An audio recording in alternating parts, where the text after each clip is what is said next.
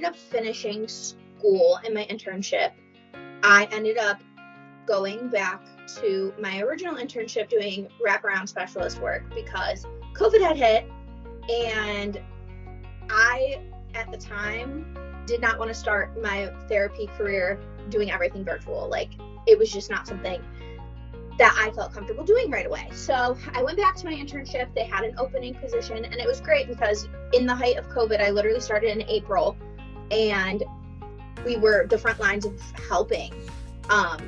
I actually wasn't intending to look into therapy right away because I was like, you know what, I'm out of school. I got this great job, and I'm going to just stick with it for a while. And then I heard about an opening, and I jumped for it. So a few months later, I actually started doing therapy, and schools were still in the hybrid virtual moment. So I was working after school, doing things virtually from my attic office at the time, and seeing kids that way, which was very difficult. But then we were able to segue back into the schools, and when we were able to be back in the schools, everything just like blew up at once. We were busy, and it has not stopped since.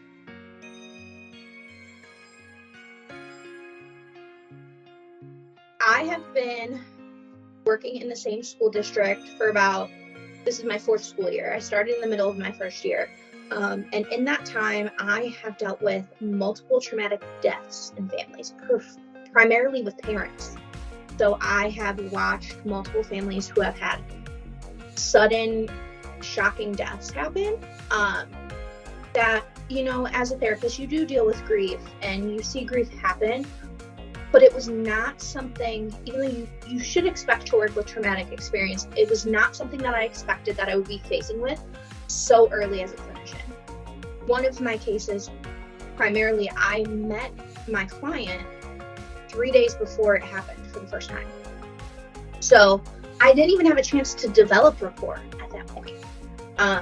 This coming spring is going to be the 2-year anniversary of the parents passing. And I still see this client regularly to this day. You don't realize that all these are normal things that we do because this is our job, but to them, that's huge. Like, you have been here through every step of the way.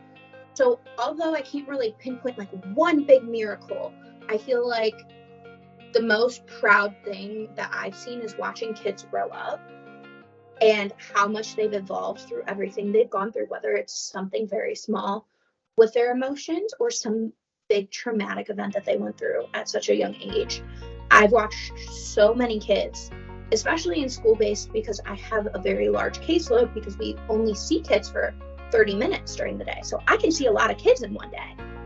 I have seen so many great things happen that like I can't even put into words how awesome it's been watching them grow.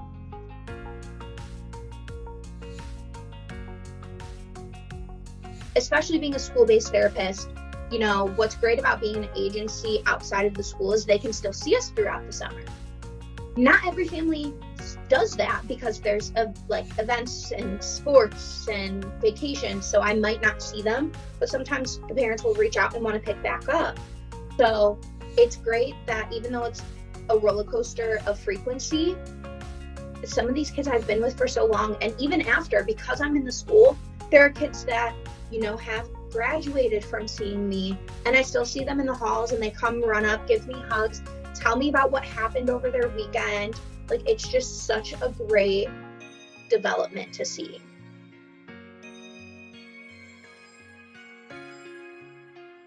There isn't like a one-fits-all bubble for kids at all. Every kid approaches things differently. I have had 5-year-olds that come sit there with me and tell me so many things that they are emotionally aware of, but then I might have a 12-year-old that can't even tell me why they're so upset.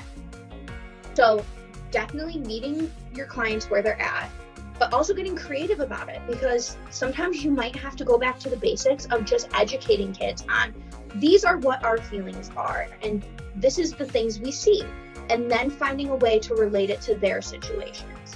I do have some kids that would like to sit and have a conversation just like I'm doing right now. But some kids don't like that because they feel like it's a punishment that they have to sit here and talk. So I've definitely had to get creative in the ways that I work with kids. So utilizing books. Canva is like my holy grail of my day. I have made so many of my own worksheets, but I've also found worksheets on the internet. I've found crafts, the amount of paper bag gluing things that I've done.